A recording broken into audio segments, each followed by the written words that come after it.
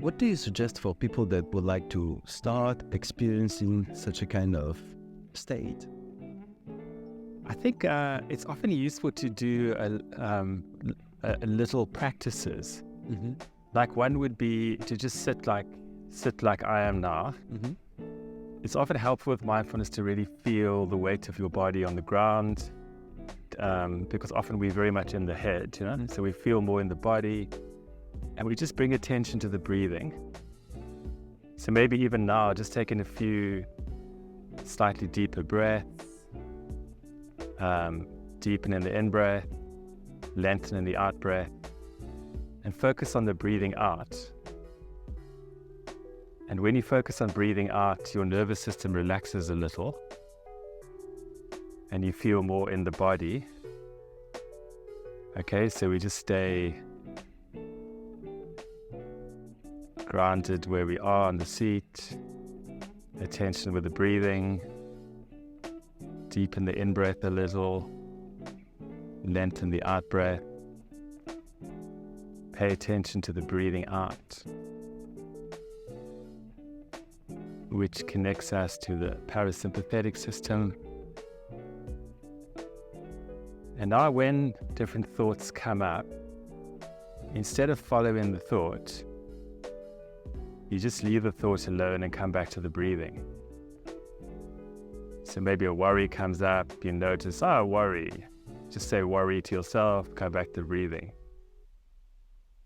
Another thought comes up, I've got to do this thing later today.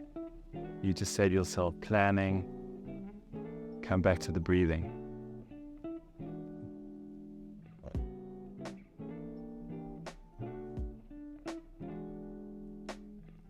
So in this way, doing that, what happens is you are training your mind not to just follow lots of thoughts, but to just stay with one thing, which is the breathing. And then the more you do that, the more you start to have choice about what thoughts you're going to feed. So you do this little practice, maybe, a few times a day, even for 5 minutes or so, like I just did.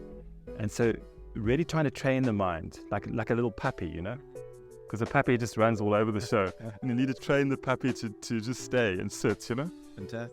So then you're training your mind, which is like a puppy now, to just go with the useful thoughts, not with the stressful thoughts.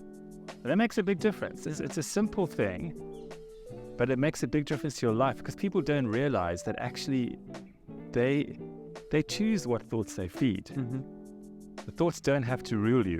So you can actually choose what thoughts you feed, and then you choose the life you want to live, which is a happier life, So it's actually very simple. Yeah. In a sense, we move from multi-thought to one single sequential thought at the time.